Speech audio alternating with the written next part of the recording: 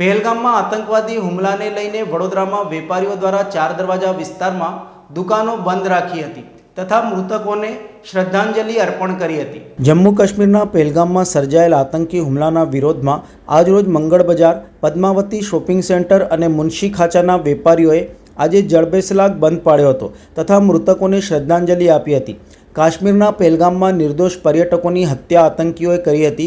સમગ્ર દેશમાં આ આતંકી હુમલાને લઈને ઘેરા પ્રત્યાઘાત પડ્યા છે, ત્યારે શહેરના મંગળ બજાર, પદ્માવતી શોપિંગ સેન્ટર, મુનશીનો ખાચો, ચાર દરવાજા વિસ્તારના લારી ગલ્લા એસોસિએશન દ્વારા પણ સ્વૈચ્છિક રીતે પોતપોતાના વેપાર ધંધા બંધ રાખીને મૃતકોને શ્રદ્ધાંજલિ આપી હતી।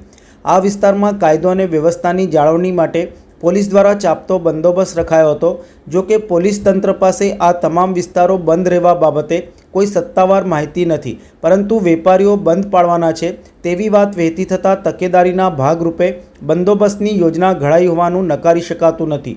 અગ્રણી જય ઠાકોર દ્વારા સ્વૈચ્છિક બંધ સંદર્ભે જણાવ્યું હતું। મંગળ બજાર એસોસિએશન, પૂર્વ વિભાગ, પશ્ચિમ વિભાગ, મુનશી ખાચા, પદ્માવતી શોપિંગ સેન્ટર, વાસણ બજાર અને લરી પથારા એસોસિએશન દ્વારા આજરોજ સખત બંધ પાડવાની અંદર આવ્યું છે। આ બંધ જે પહેલગામની અંદર પાકિસ્તાન પ્રેરિત આતંકવાદીઓ દ્વારા જે આપણા સનાતની ભાઈઓનું, હિન્દુ ભાઈઓનું કતલ કરવાની અંદર આવ્યું છે, એના વિરુદ્ધની અંદર આજે બંધ છે અને એમના શ્રદ્ધાંજલિ રૂપે આજે અમે લોકો સર્વે અહીંયા વેપારી મિત્રો ભેગા થયા છે અને એને કારણે બંધ પાડ્યું છે। સાથે સાથે અમે લોકો ભારતના વડાપ્રધાન શ્રી નરેન્દ્ર મોદી સાહેબને અપીલ કરીએ છીએ કે આવા કૃત્યને અમે લોકો સખત શબ્દમાં વખોડીએ છીએ ને આવા આતંકવાદને જરા બી સાખી ન લેવાય।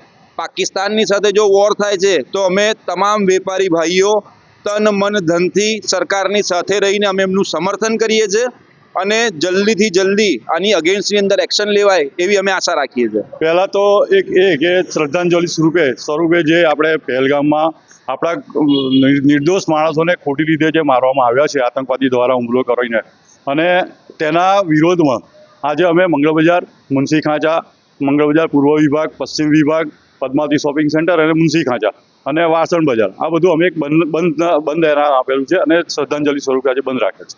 આ ખૂબ જ દુર્ઘટના છે અને આપણને દુઃખ થાય છે આનાથી કે ભાઈ આપણે આ જ વ્યક્તિઓ આજે કાશ્મીરમાં જઈ અને જે ત્યાંની આર્થિક સ્થિતિ સુધારવા માંગે છે આપણા પ્રવાસીઓ, અને ત્યાં આગળ આપણા પ્રવાસીઓ પર આવો હુમલો થાય છે તો એ ખૂબ જ દુઃખની વાત છે અને આનો જવાબ મોદી સાહેબ ખૂબ જ કડક રીતે આપશે એવી અમને આશા છે।